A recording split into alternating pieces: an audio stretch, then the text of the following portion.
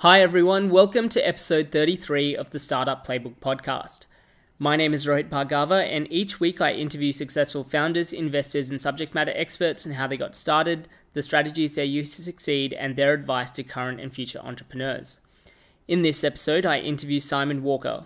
Simon was previously the head of marketing at LIFX, an Australian startup that raised $12 million from Sequioa Capital, and is currently the partner marketing manager at San Francisco-based startup If This Then That, otherwise known as IFT.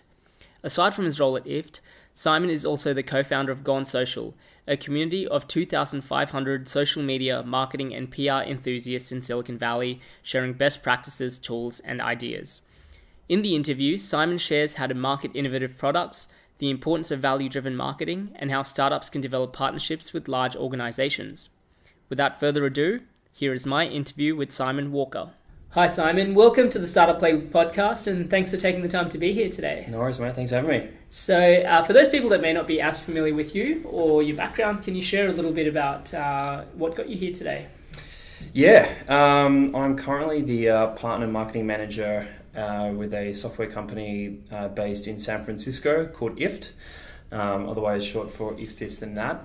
So I've been there for about a year and a half, living in San Francisco and working with IFT. Previously to working with those guys, I was head of marketing for a hardware company that was born here in Melbourne out of Kickstarter called LIFX.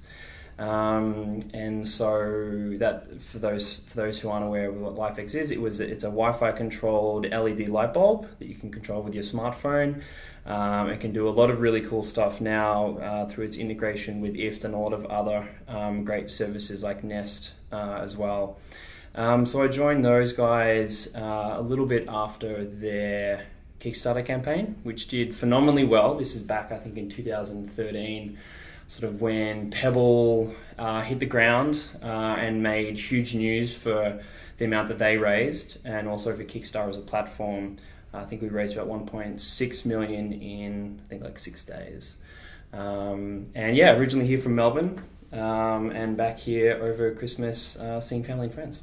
Fantastic. So before even LifeX, when we first met was at a startup weekend when you were doing a video series for Startup Daily. And I think you ran a few other startups prior to that as well. Can you kind of share a little bit about what they were? Yeah. So with Startup Daily, which is now known, it wasn't that at the time.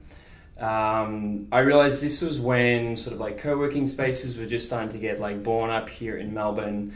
And there was a lot of focus in sort of the tech online community around Sydney. I didn't feel like there was much coverage of some of the awesome talent, all the events that was happening down here in Melbourne. And so I reached out to Matt, who runs that, and he's a fantastic bloke. And said, look, I think there's a huge opportunity here. There's some really great stuff going down. I'd love to help out in any way that I can. Because obviously, I have a huge amount of respect for the publication that he was running. And I said, look, anything that I can do to help, raise awareness and, help celebrate some of the fantastic entrepreneurs and ideas that are coming out of this city that I know and love and have grown up in, I'd love to help. And so I was doing some video stuff with them. And then after that, I then actually went and did a partnership with also Startup Daily and Optus, and it was called the LEAP Project. And this is where we went to the top 10 startup cities in the United States, and going there with the understanding, or with the question of understanding the grassroots, what the opportunities are really like, not, what we read through the tech crunches of the world, but just like grassroots. When you land, what are the resources that are here, and why would an entrepreneur look at going to Boston over Washington or over San Francisco or to Seattle? Because I think those questions weren't really explained very well, or if they were just at a very, very high level. So we went there and we spoke with entrepreneurs, we spoke with co-working spaces, investors, and got all these different vantage points on the one ecosystem, and said, hey, so from your perspective, Mr. Venture Capitalist or Mrs. Venture Capitalist, what makes this city unique? Why should an entrepreneur come here? What resources are here when they get off the plane? or bust. And so we put all those together in sort of an online video documentary, and that got picked up by Forbes and did quite well. And so I was always very much wanting to, I guess it came from my own lack of understanding. I knew I didn't understand it very well and wanted, a more educated opinion about it. So I sort of went off and said stuff, and I'm going to try to do it myself. Because before then I was running my own startup, which we got funding for. It's called Taylor Ventures. And that was like an event discovery sort of curation app. And was running that for about 2.5 years here in Melbourne.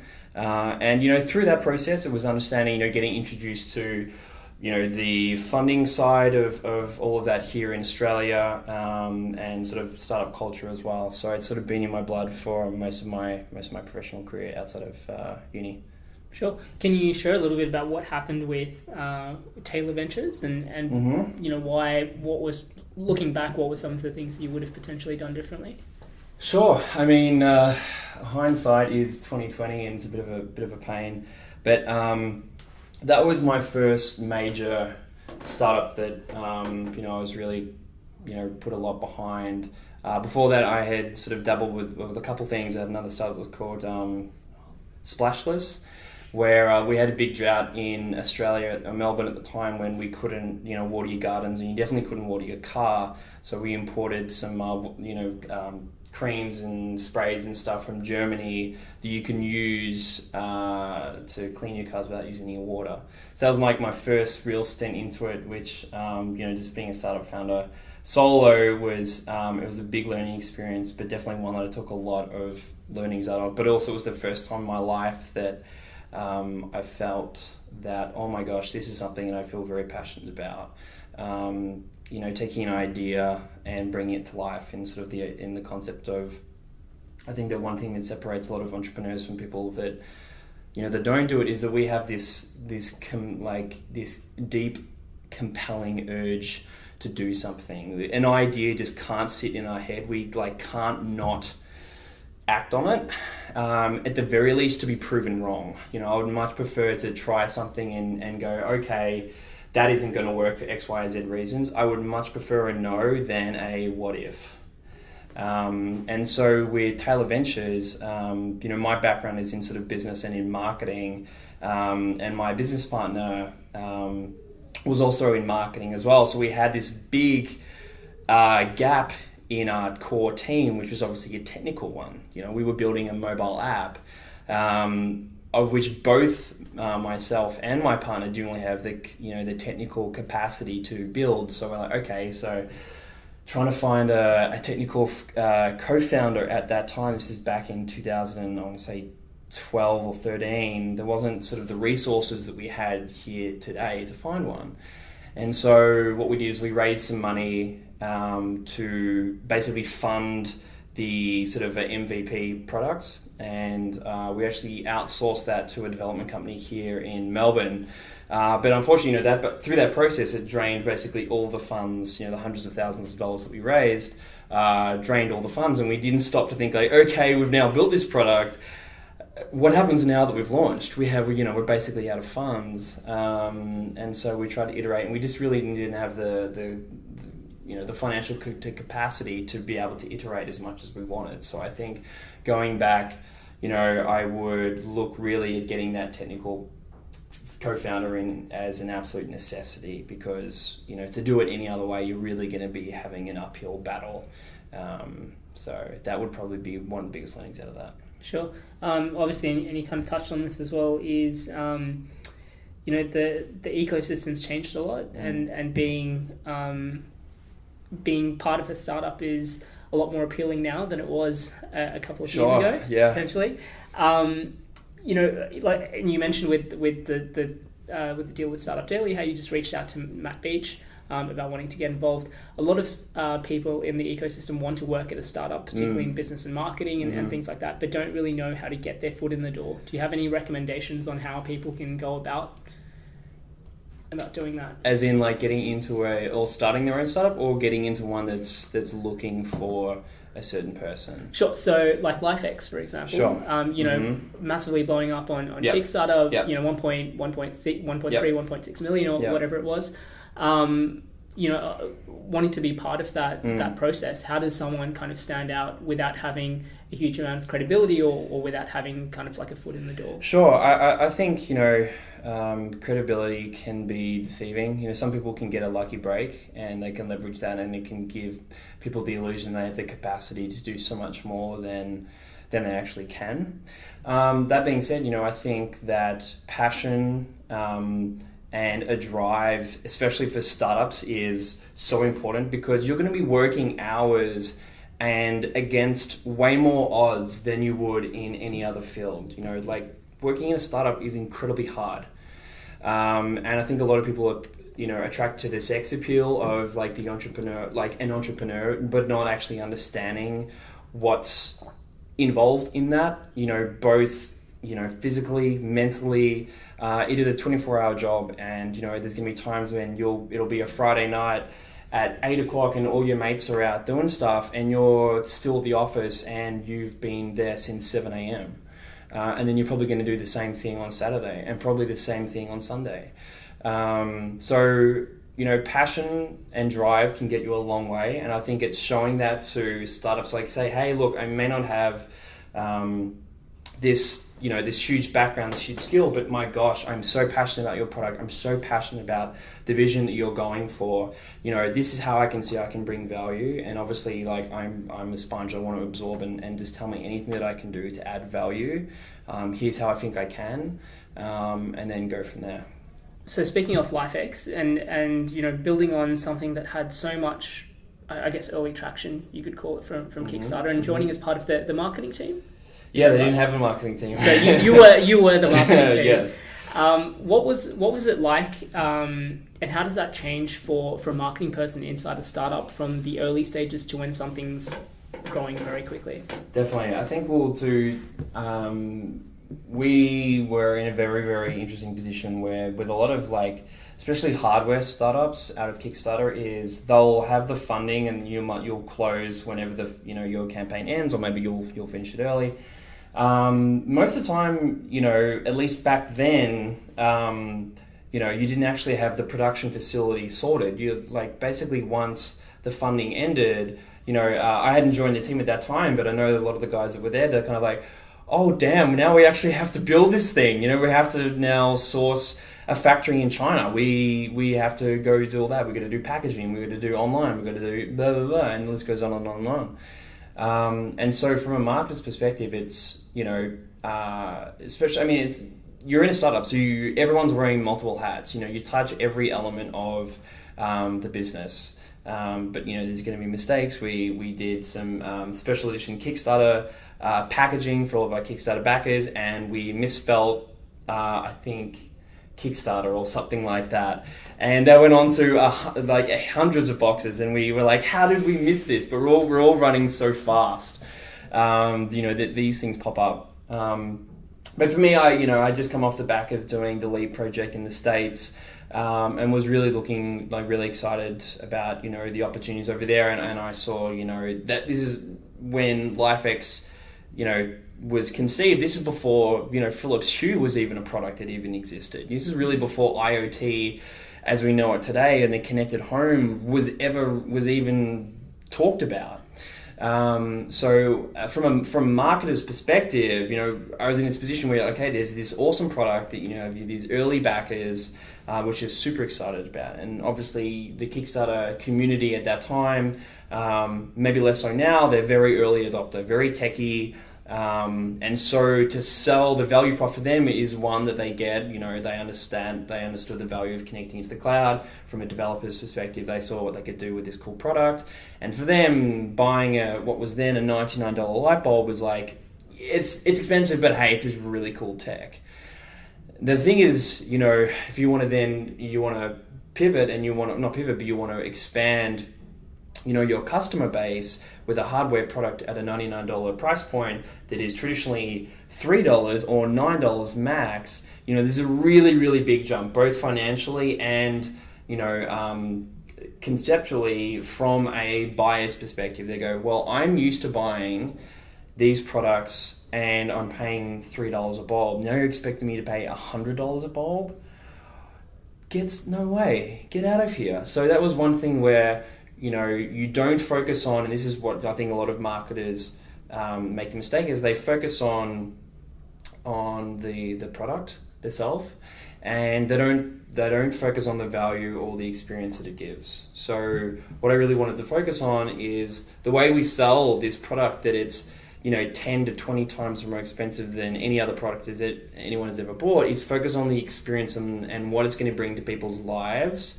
Not, okay, it's Wi-Fi enabled, because no one really gives a shit about that, really. It's like what the fact that it is Wi-Fi enabled can make you feel.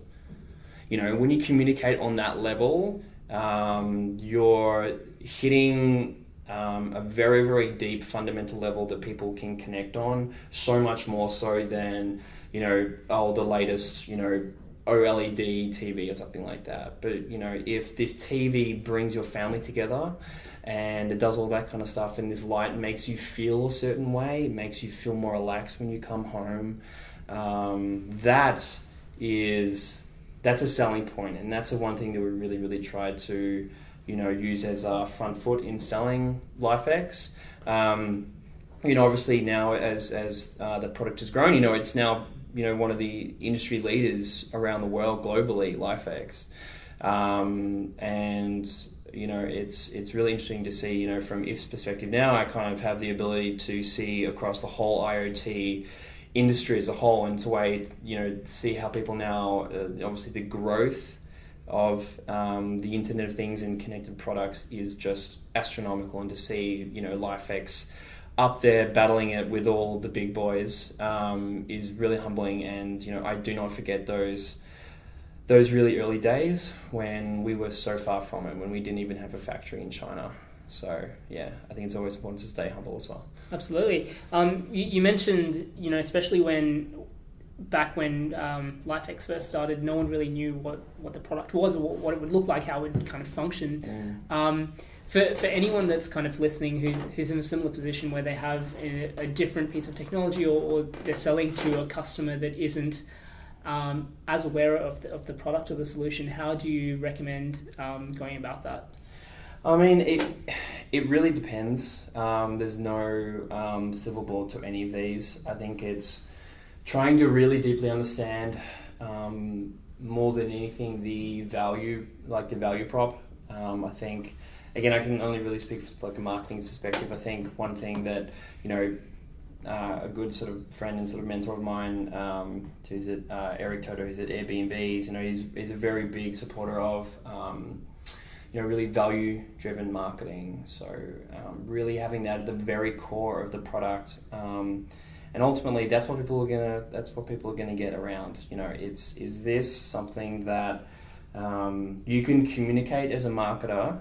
Because I think as marketers we're traditionally very selfish, because we don't make considerations into the fact that we are disturbing people. We are getting ads in front of their faces, and we're disrupting them with, this content that may or may not be relevant to them. And there's no consideration into the fact that, if you're going to do that, you've got to make sure that you're, what you're doing, and you are going to be hitting them with the right notes, because we've got so much, we're being bombarded with so much. So it's not only the fact that we've got so much being thrown at us, it's also making sure that it's something that's going to align deeply from a core value perspective with your consumer. Sure. I think it's Gary Vaynerchuk who says marketers ruin everything. Yeah, we do. Yeah, absolutely. every platform. Yeah. So on that, for a startup who, obviously limited resources in terms of people, in terms of capital that they can put forward towards things, is there anything that you kind of recommend for people that are looking for that early traction? Yeah, I mean, I think trying to find your early supporters is the most important thing, because those people that are going to take the chance on you, on your product, on your service, are the ones that, because it's, it's like 10 times more expensive to get a new customer than it is to keep a retaining. And those early people, you want to really deeply understand them. They're giving you an opportunity to say, hey, we know that this isn't a fully fledged thing yet, and we know that this hasn't yet hit, the mass market opportunity that you feel that it has the opportunity to become. But like, we're very passionate. We love what this product is, and I think people need to really use that. That's an amazing gift. Yes, you have some early people that say, hey, we want to take a chance on this. We believe in this. So as as an early company or as a marketer or anything like that, it's just really get to know those early people, understand what makes them tick, what gets them excited about this product. And then in a lot of ways, that's going to be your shining light. They're going to really start to gravitate towards these certain things. And if you're listening, which is the most important thing, marketing it's not just one way. It needs to you need to be listening to what people are saying and how people are responding to what you say. More so than actually what it is that you are saying. And help to build that early community, celebrate them, and do everything you can to empower them to help make your product better, because a lot of people love to feel that they have that stake in helping make something, which is why a lot of ways Kickstarter is so successful, because I backed a product a month or two ago called a fidget cube, which for someone like myself that fidgets or basically breaks anything that's in front of him. If you see my desk, there's no pen that has the clip because I'll just snap it. So when I saw this fidget tube, I'm like, this is perfect for someone like me that has to fiddle or fidget with something. And it's a product that didn't exist, and I feel that I've in my small way, they're only $20, but in my small way, I've helped to bring this product to market, and also having gone through that whole manufacturing process and going from concept to hardware shipping, I can appreciate the journey that they're going on as well. So I think it's just listen to those early community adopters and really do everything you can to help empower them to make your product better. Sure.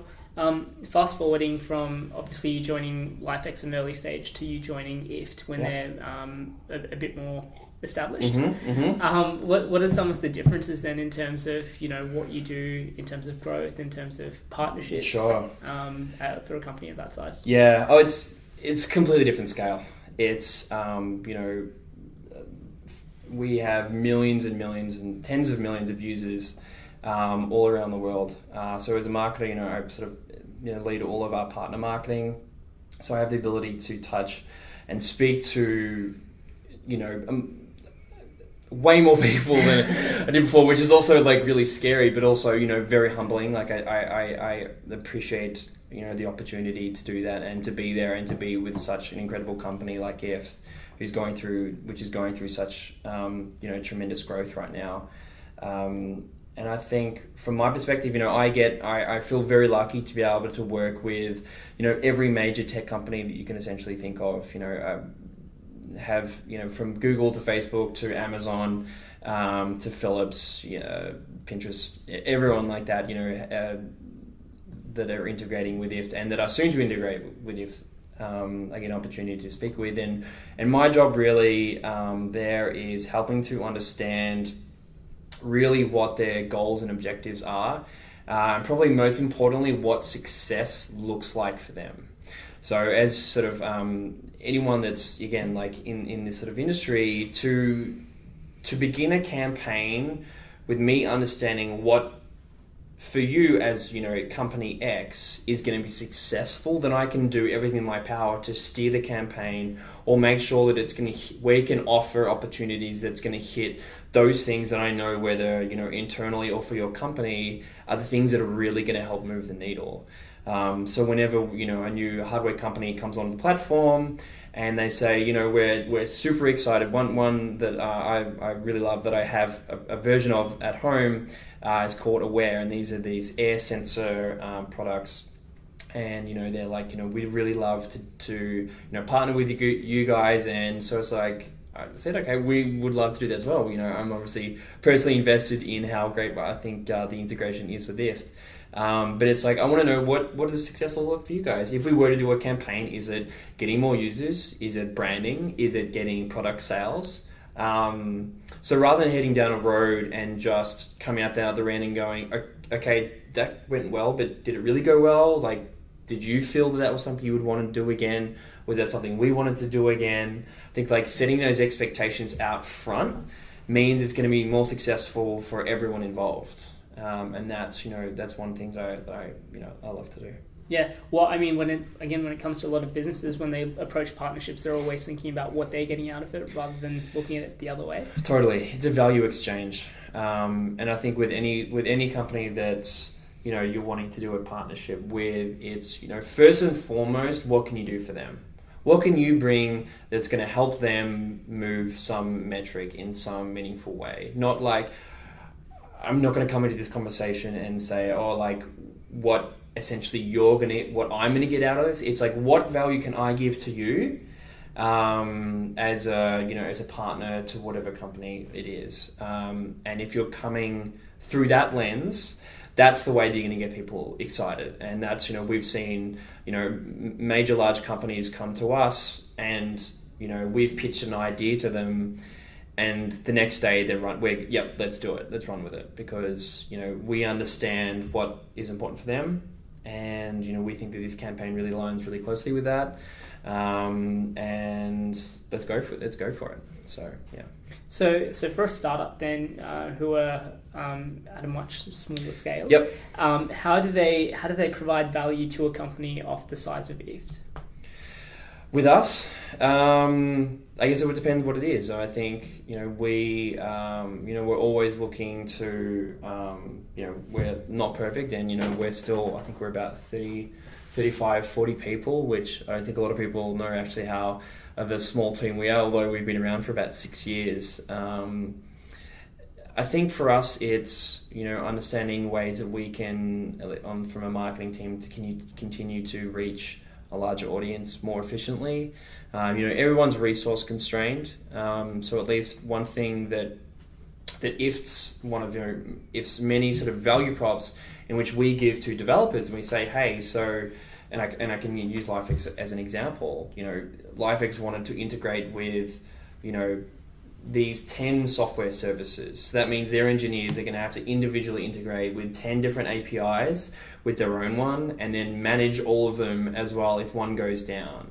Thing with IFTs is we say, okay, Mr. or Mrs. X hardware products, all you need to do is integrate with us, and you instantly get unlocked. You can then integrate your service natively with all the hundreds now that are integrated with IFT. And guess what? Every day your integration with IFT is only going to get more valuable because new services are being integrated. So that means a year ago LIFX couldn't integrate with BMW. Now, because we've launched with BMW and Tesla, you can now integrate your light bulbs with your bloody BMW. And so I think it's really coming from that value prop first. I know a lot of startups will say, well, how do we even get started? It's like showing that up front. Like, here's how we can help bring that value straight off the bat, and going from there. Is there any particular sort of, once you have worked out that value proposition as a startup, what's the best way for them to reach out to a large company? I mean, hopefully they're active on social. I mean, basically everyone now should be. I think the concept of social media or social media marketing is almost the concept itself should just go away, because you have to be social. You have to be active on social. So I think that term should just be wrapped up into marketing itself as being a core component to one's existence. If you to be successful, I think, it's just reaching out in whatever medium you see that they're active in. Whether it's social or whether it's direct through email, or if you can meet some of the people in person, that's also great as well. So speaking of social, wanted to quickly talk about your community that you're building over in SF, the GaN Social community. Do you want to share a little bit about what it is and how they got started? Yeah. So GaN Social is based in San Francisco, which I helped run with a fantastic girl called Lauren Michaels over at Pinterest. And we are basically a community of social media. Well, look, what started out as being sort of social media marketers. So Lauren, one of her friends, started this off sort of almost, let's say, 2.5 years ago now, where she was at Pinterest just starting doing social media, and one of her good friends was doing the same over at Airbnb. And said, well, there's not really a great place where we can sort of knowledge share with like-minded people sort of horizontally across tech. And then from there, I joined about a year and a half ago, and then from there we sort of realized that there's a huge opportunity to really grow this, to create a network of very high value individuals where you'll go to an event, or everyone's so busy, you don't want to go to an event where you walk out and you go, oh, that was a waste of time, or I didn't meet 2 or 3 amazing people that's now going to propel me or my business forward. And so we always want to create really high quality events, which we have been putting on every month, and they've started really small. Like over a year ago, we have events where we'd have 15 people in a small boardroom. To a couple months ago, we had over 350 people, at Lyft headquarters, which is sort of a competitor to Uber. And they said to us after the event, they've never had so many people in their whole company-wide meetings, as many as we brought in that one night. Wow. And we brought panelists from Yelp, from Airbnb, and from Lyft, and a lot of other companies. And we've sort of done each month as a different topic, whether it's, we did Snapchat just a couple months ago. We did then partnership with the Hyatt, and we flew in a lot of people from New York and all around the US to come and speak with these, speak about Snapchat and how to leverage it as a platform, and allow the GaN Social community now, which is in thousands of people, which again we started this year with it only being a couple hundred, and moving into 2017, I think we have an opportunity to do a lot more, not only just continue this momentum that we've seen, but also understand, because every week we have people saying, oh, we'd love to help out in some way, can we do this, can we do that? So I think we're going to be hoping to provide more for the community in a more scalable way, and to have the opportunity to sit down and to meet with someone from Facebook, from a Twitter, from a Instagram, from a Pinterest, and to understand how to leverage their platforms as effectively as they can, or to hear someone from Facebook talk about branding, is an incredible opportunity. And that's one thing that I know when I was here in Melbourne, that's like I would die for that. You never get an opportunity to do that. And so I want to, we want to be able to provide that type of, that learning opportunity, not just for those that can make the event, because, we came to a point where our events would sell out in like under an hour, which was insane, and nothing that we ever even thought would even remotely happen. I remember when it did, the first time it happened, I forget for which event specifically it was, but people were like on social saying like, "Where's the sign up form?" And we're like, "Oh shit, we should probably make one of those, because like a wait list, sorry." And because we had never even thought that they would even have a chance of selling out, to even precautionally make a waiting list. Yeah. Now we have that basically in the background, second to turn it on the second that they sell out. So where is really focusing from that perspective is like building a really great product, and that product being a knowledge share between the community of people who are now, it's become so much more than social media. It's marketing, it's community, and we've had like a bunch of people from VCs coming. We've had a bunch of people who are engineers coming. So I think we're just going to continue to grow that community, and we've got some really exciting stuff we're going to be introducing into 2017. I can't say too much about it right now, but definitely watch this space. Yeah, definitely watch this space. So for anyone that's listening that wants to find out more or connect up to GaN Social, what's the best way for them to do that? Probably through social. You can see up surprisingly. Surprisingly. We're on the social medias. Just GaN Social SF or GaNSocialSF.com to check out what we're doing there. Perfect. I'll make sure that I include that in the show notes. So speaking of your time in SF as well, so obviously you were here kind of at the very early stages of what was the start of the ecosystem here, and I spent a little bit of time in SF. And obviously, being here, we hear a lot about some of the differences that take place between Australia and San Francisco specifically. What are some of the less talked about differences that you've kind of seen? It's a great question.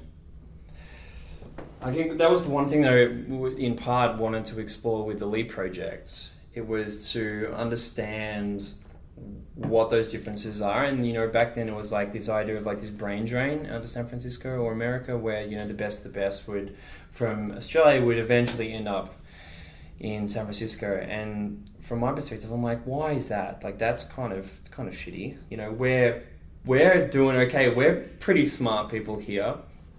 And then when you go and, I've spent, a couple of years now in San Francisco, I think there's a lot of really obvious differences. So things like access to capital, both financial and intellectual. And I think the intellectual part is probably one of the biggest differences, and also one of the biggest values that San Francisco and maybe in parts of New York and stuff have going for it. What makes the ecosystem, like a startup ecosystem, grow is essentially you have a couple like whales who do really, really well. You got the Atlassian lads up in Sydney, who have grown that to, they're now, publicly listed company on the stock exchange in the States. But you need those early couple companies to do really well, because those first 20, 30, 50 employees traditionally can do quite well. And so, a lot of them will stay in that city, and then themselves, having joined a company that's young, they're probably quite entrepreneurial, and so they want to then start up their own thing, and then they have the experience of that growth that startups can go through to be able to help the next and the next and the next, and they themselves can become mentors to help the ecosystem become stronger and stronger. And so the thing with San Francisco is that they just have the time. That's where the internet, and that's where the biggest tech companies were really born. And so there's the intellectual capital that's there, it's just you can't compete with it. To be able to be introduced to and have the opportunity to meet founders of these multi-billion-dollar companies, and to ask their advice, and to get funding from a Sequioa or a Norwest Ventures, and to have that experience mentor you and help your startup and succeed, or your growth personally as an entrepreneur, is so important. And that's one thing that, you can't force that. It's either there or it's not. And I think the startup ecosystem here in, Australia and in Melbourne is growing, and, there's great support structures here that, didn't exist when I was doing my startup. You've got some fantastic co-working spaces, and now you've got some great angel investors that are in Melbourne, which are really helping the startup ecosystem to move forward. I still think there's a long way to go for the startup system here in Melbourne, in Australia as well. But I think that the intellectual support and that San Francisco has is one thing. I think the second thing would probably be the way that they approach opportunities is one of they're very, very open, and you can pitch something to a large tech company if you've got a working relationship with them. There's not the bureaucratic red tape that I feel that a lot of larger tech companies or telcos here in Australia have, and you can just get things moving faster without, having to jump through 50 hoops to even get it off the ground. And that plays in a lot of different ways. And I think that, that's why things move so fast, because these really early ideas that don't have a business model, IFT raised $40 million, our last Series B, $40 million, We had like no revenue coming in, but they really wanted to support growth. They saw that that's coming, and we've now turned that on, and that's really going very strongly now on the revenue side of things. But they were there to support. We think this has great traction, and we want to back it. We know that the business model is going to come later, but you just don't see that type of approach and that mentality to early stage startups as much as you do in the States. In terms of the intellectual capital that you kind of touched Yep. on, apart from people having gone through that experience themselves, what are because obviously Australia can't compete on that level. We just don't have haven't had the experience there. What are some of the other things that Australia can do to help improve the amount of intellectual capital that we have available to startups? Well, I think a lot of entities, like a lot of the co-working spaces, like the Inspire 9, which is a big co-working space here in Melbourne, they're starting to build very strong relationships with either other co-working spaces over in the States to allow, so you're in Inspire 9, we're gonna fly everyone over to San Francisco, and you're gonna get the opportunity to build some networks there. I think if there's an entrepreneur who's even half interested about understanding what's available, I very much implore people to give themselves an opportunity to get exposed to that, not necessarily to move there, but to build relationships with people that are there. Because to be able to send them a quick email or ask for their advice is better than not. And I think that's identifying where you have a weakness, whether that be in your company or whether that be personally. I think it's so important to wrap mentors around yourself, and identify I really feel like I'm going to need some mentoring and support in these certain areas and in these certain areas. That's what I've done in San Francisco. I've built a network of people that I can go to who I have so much respect for, and I don't email them every day. But I'll maybe see them a couple times a year and say, hey, I'd really love your advice on this, and that's just worth its weight in gold. And so kind of looking at both ecosystems as a whole and considering your time over here, what would you like to see more of? I think it really... it would probably be down to the support for entrepreneurs, getting them off the ground in terms of the funding side of things here in Melbourne.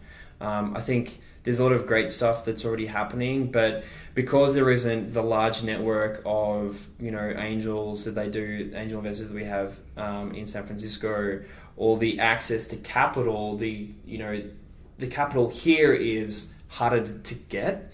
And I also think that for this, obviously doesn't go for all investors, here, but I think that they're a little bit more risk adverse. Where over there, it's just I believe in you as an entrepreneur, not necessarily this idea, because I think that's one mistake that a lot of entrepreneurs will go into, is that they raise money or someone's backing their idea and not backing them as a person. I think that's super important to understand that, I believe in your capacity as a person. This is a fantastic idea. I believe that you can see this through, that this can become something. But more importantly, as a person, as an entrepreneur, as a marketer, or as a business person, I feel that you have the strength to do it.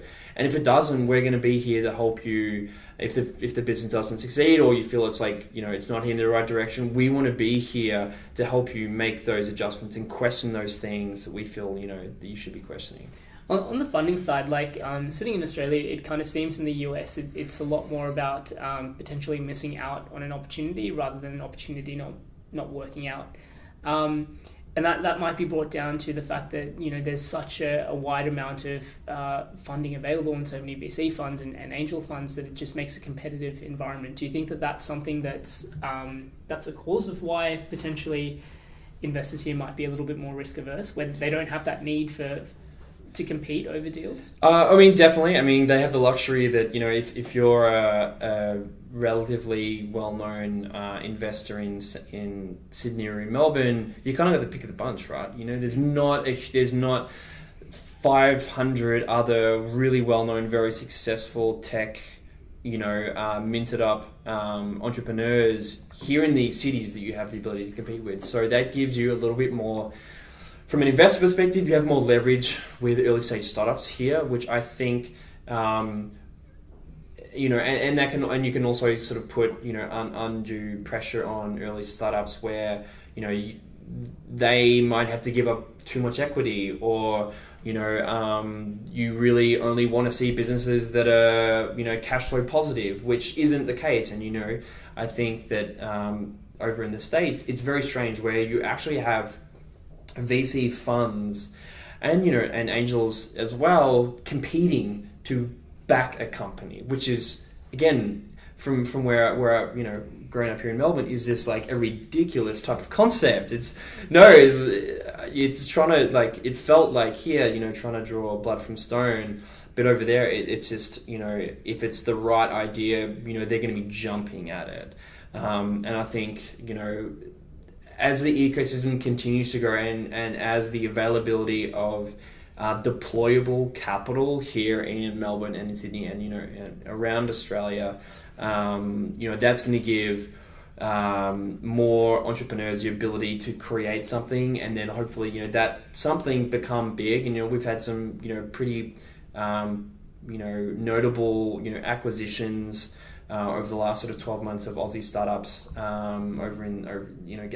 forget the one that was acquired by GoDaddy. I think we've had two now that's being acquired by GoDaddy, and obviously Atlassian's probably our biggest success story to date. And we also had some guys who are now very active angel investors here who started Retail Me Not, and now LIFX is doing quite well. But we need more and more of these, because that's only going to increase the availability of active angels and increase the density of been there, done that, successful entrepreneurs that this ecosystem needs and continues, to continue to see it grow and foster.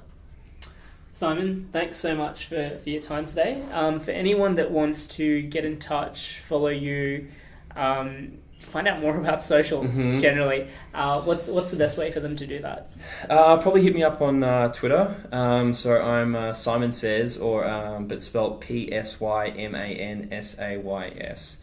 So Simon Says on Twitter, and anyone that is interested in hearing more about San Francisco or interested in coming over, I always want to, I know where I've come from and how valuable those early connections are for people who are trying to make it.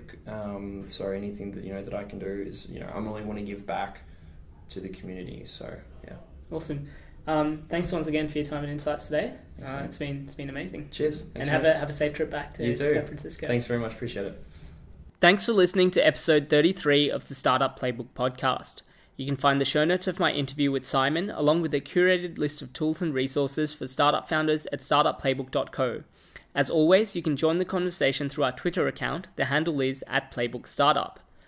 In the next episode, I interview Chris Bartlett, the Director and General Manager of Seed Digital, a boutique product development, creative services, technology consulting, and software development firm.